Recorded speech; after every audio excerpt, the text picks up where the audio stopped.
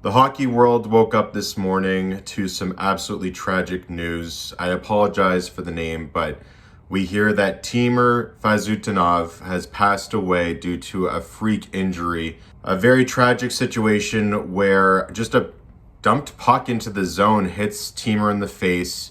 I understand that he had ruptured his carotid artery and was placed on life support in a hospital that was not able to cure or fix his injuries, and that they understood that if they were to take him off of life support and transfer him to a hospital that could treat him, they feared that he would not survive that transportation. So unfortunately, he stayed in hospital and was not able to pull through, and we learned this morning that he did succumb to his injuries. I wanted to make this quick video today just to pay tribute to Timur. It's a tragic situation where you just wake up and want to play a hockey game in your young professional career. He's only 19 years old, and a freak play leads to the ending of his life. But I also want to address the NHL and the implications that this might have on their policies. I think it would take something very drastic for them to change their policies on face shields versus visors. But I do think that this is a discussion that needs to be brought up in the NHL head office now. I mean, how many times can something like this happen? I know this is one of the first, but how many times more do you need to see someone's life being taken away before you change your policies on something that seems so simple and something that should already be in place, something like a visor or a cage that's necessary for health and safety of your players?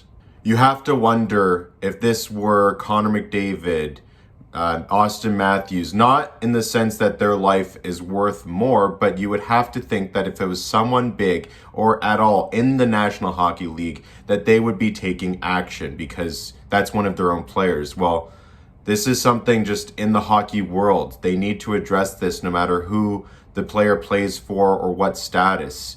Someone died playing a hockey game due to not enough protection just in the natural equipment of the sport. And that needs to be addressed in hockey worldwide. I know players would not be happy with wearing a cage or a visor, full face shield rather.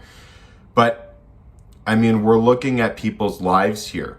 Usually we're only looking at high sticks and like broken bones or cuts on the face due to high sticks and pucks. But someone lost their life, and it's important for us to now take the time to discuss what is necessary to move forward in the safest way possible. So once again, my thoughts and prayers go out to Timur's family, teammates, everyone that knew him. And I ask you, what do you think is the right course of action for the NHL moving forward and hockey moving forward in general? I understand that many people prefer the visor, and a lot of players as well prefer no visor at all and just going without a shield. But is that what's best for this sport moving forward? Is that the safest way to play this sport?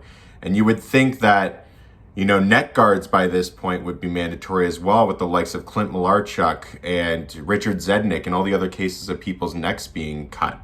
I think that the NHL Department of Player Safety and hockey worldwide needs to step back, take a look at this in a more serious light, and take some action. So please let me know your thoughts. And in the meantime, please keep Timur's family in your prayers.